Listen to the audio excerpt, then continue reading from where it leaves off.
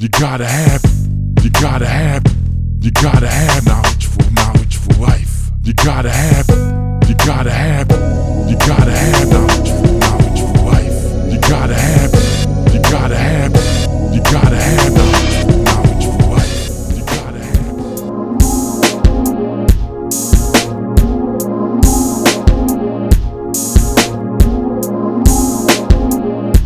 He is past president of the Association of Black Psychologists and is currently an associate professor and the head of sociology and psychology at Grambling State University.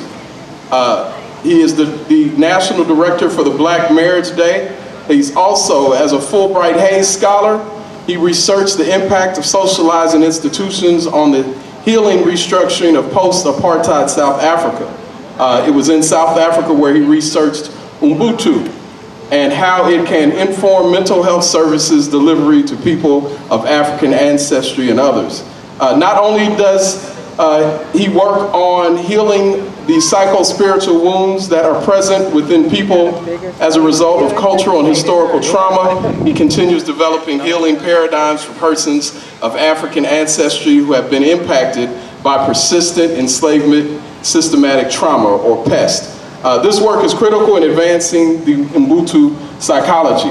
Dr. Washington also, as the founder of Ubuntu psychology, he advances culturally sensitive modality for mental health in men and boys and Black African families. He also advances culturally relevant trauma-informed care and interventions to be utilized by psychotherapists.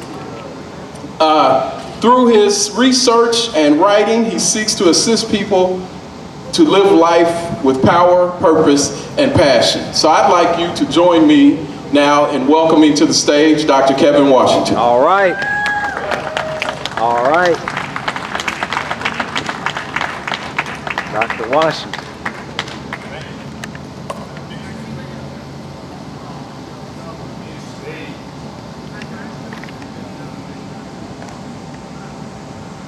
Greetings, I greet you in the name of the beneficent Allah. I greet you with the greetings from our ancestors among the Zulu. They would say, Sawubon. I greet you in the language of our ancestors from Senegal. They would say Nagadef. From those from Ghana, Etusan, those who understand what's up, y'all, how y'all doing? All right.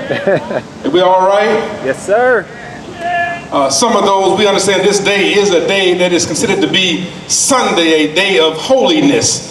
Some talk about the oppressor consuming this day and then allowing it to be their day. But in reality, our ancestors understood that every moment in our lives, we have to have a moment of set aside where we understand how to honor that which is important, that which is relevant, that which is real. And so I am honored to be here, part of Men of Color conference in Dayton, Ohio. If you had told me I would have been in Dayton, Ohio in 2019, I would say something is wrong with you. I wasn't going to be in Dayton, Ohio in the summertime. Right. But here I am because Allah has said it to be so. Amen? Amen.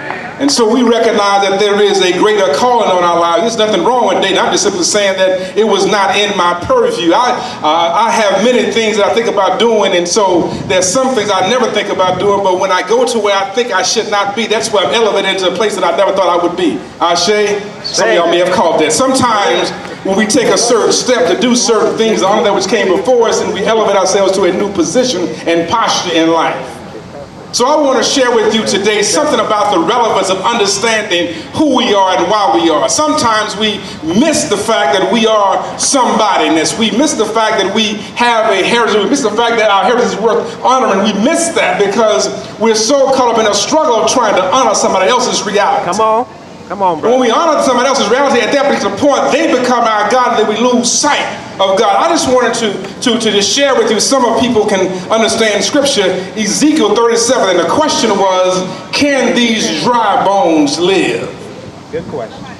Can these dry bones live? And so Ezekiel, whose name means God's strength, talks about when he's in captivity, a vision that he has. And so God tells him to go and prophesy to the dry bones. And so we ask the question, what are these dry bones? Who are these dry bones? And we submit to you that the dry bones are those who have lost knowledge of themselves. Right.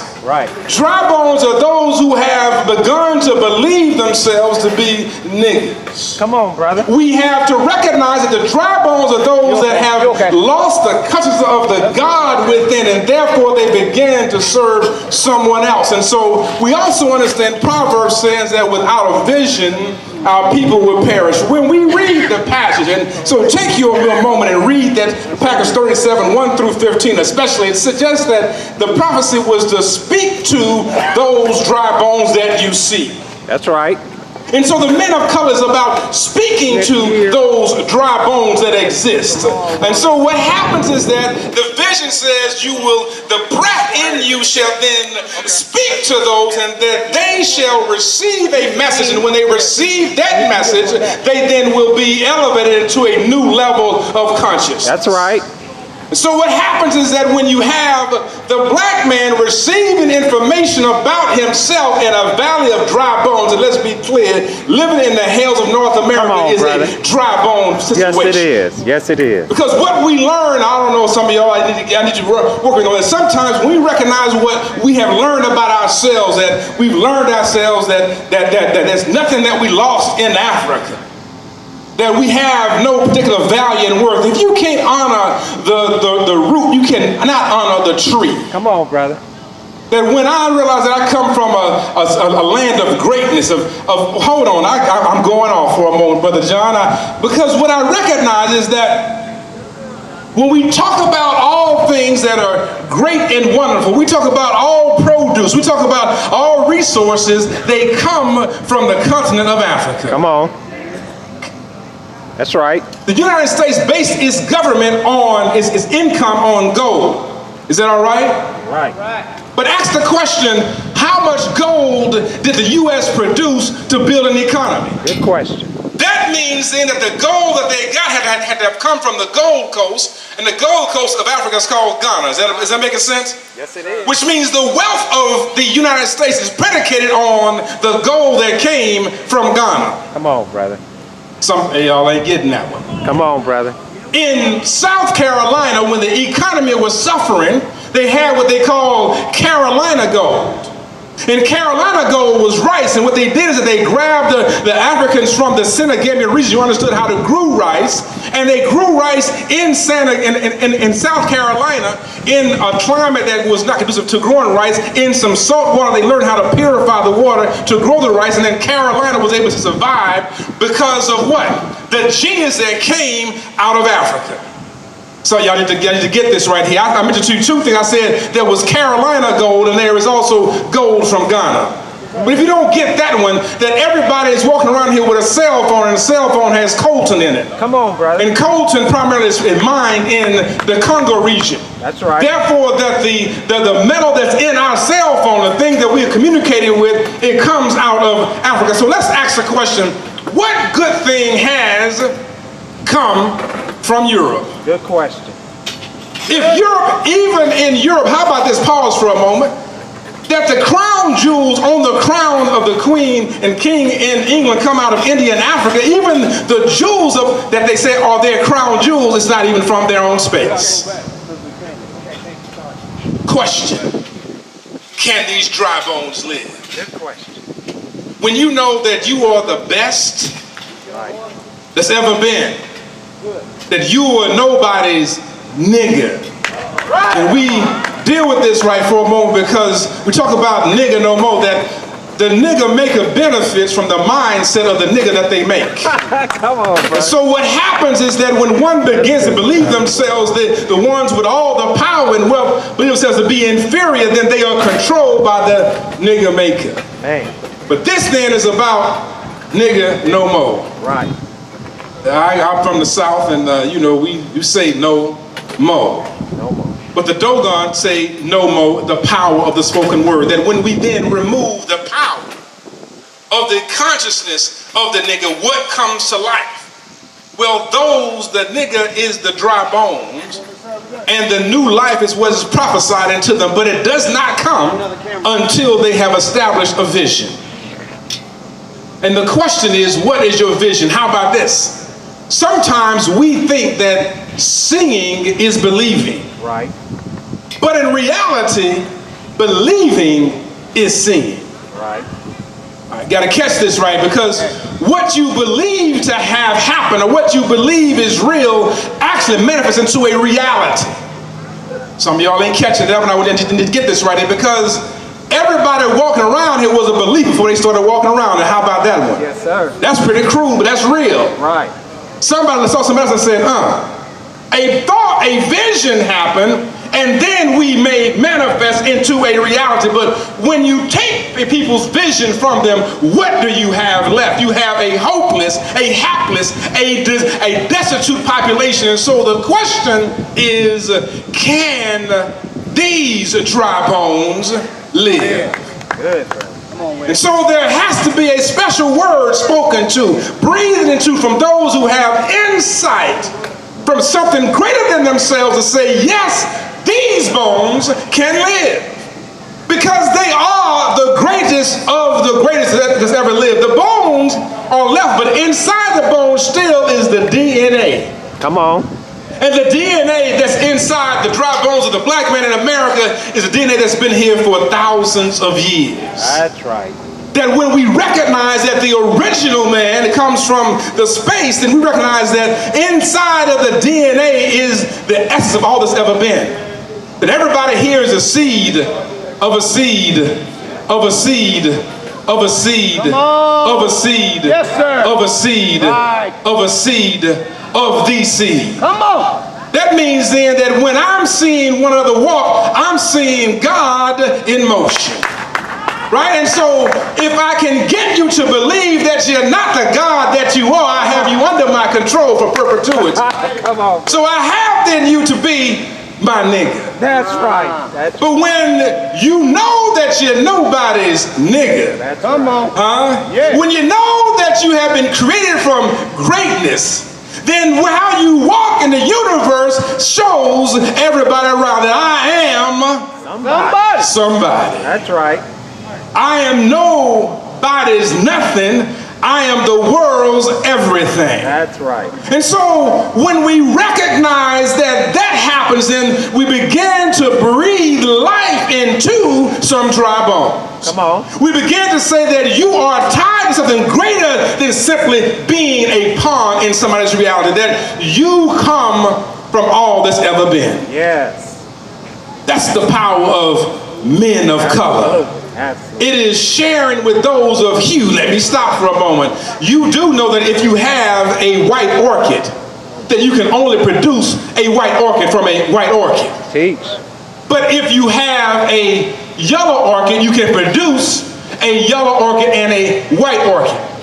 If you have a blue or purple orchid, you can produce the other colors. But if you have a black one, you can produce the yellow, the white, and the purple. How about that one? Teach, brother. Let's be clear, some of y'all missed that. Genetics. You can't get nothing from nothing, That's right. but you can get everything from something. Man. Some of y'all ain't get that. That was good to me. I enjoyed saying that one. That one hit me so hard. If you ain't got it, you can't give it. But if you got it in you, if you are the originator of the universe, you can produce this, and that. Right. But if you are a duplicate, a replication, a diminution of the thing, how about that, brothers? How about that?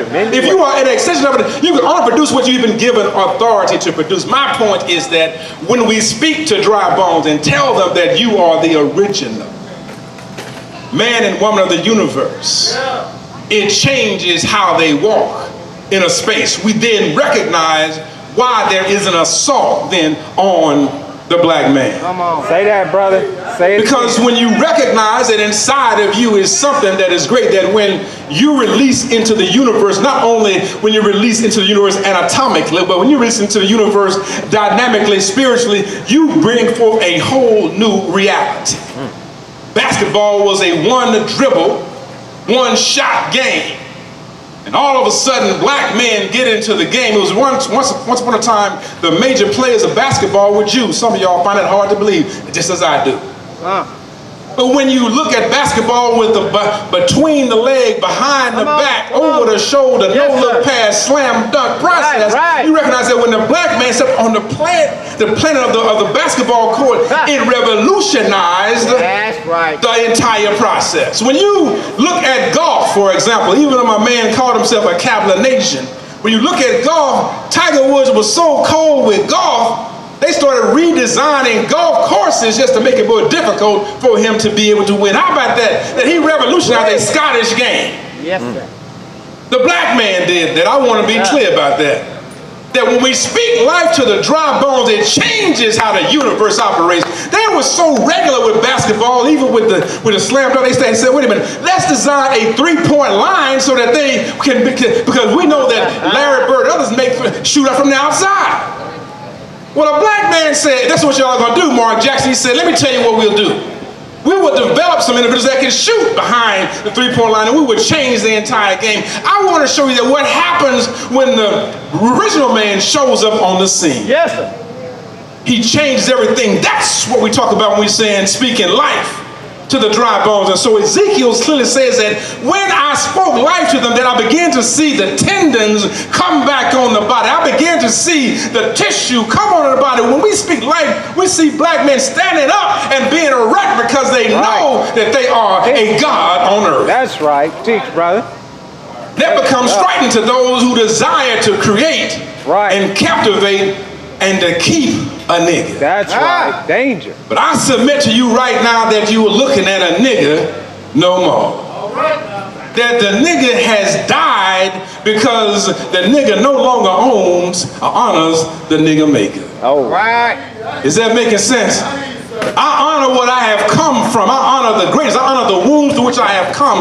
Women who have suffered, women who have bared the brunt of all things negative, and they still say, boy, get out there and be somebody and do something with yourself. I honor that because if you can see something out of nothing, you got to be a God on earth. That's right. Come on, brother. Beautiful.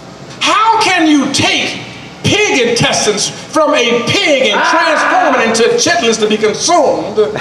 Some of y'all missed that. I am not honoring. Wait, don't. Watch, stop. They saying the brother's talking about eating some pork. That ain't what I said. That's right. That's right. Go ahead. That's not what I said. I want you to hear me good. Listen. How can you take what is left? What's left? The SOLE. Right. And transform it into some substance to be consumed so that you could be here to bring forth a whole new life. That's what we're talking about. Yes, sir. How can you see, wait, y'all, you can't convince me that somebody sat around and said, I can't wait for them guts to come out of that hole. You right. They took what was left. What was left? And they said, if this is what we have, my baby's gonna live. My baby's gonna live because I am going to stop, pause, and Lord, tell me what to do with nothing. Come on, right. Come on. Beautiful. And they said, okay, clean, push, get rid of, and then boil and watch what you get. They said, but we have the feet. They said, okay, we'll clean the pus out of the feet and boil and wrap them up and watch what you get. They said, well, we have the snout. They said, well, take the snout and work the snout. They said, oh, we have the tail. Well, work the tail. They said, oh, we have the head. Make hog head. They said, we will take what is left. And by the power of God within, we would transform the SOLE into SOUL, food, to nurture us so that somebody come behind us and say, hell no, we won't do this again. We got to be clear about what happens because we start getting into these fights about the wrong thing. The issue is not the swine. The issue is about the genius that entered somebody to say that I would take this for my baby. The power of a mighty God. Go ahead. And so if somebody did that for me, and if they were able to take the most vile part of the most vile animal and say, I will do this because somebody coming behind me has to understand who they are, then I cannot go back and consume nothingness as the sole platter of my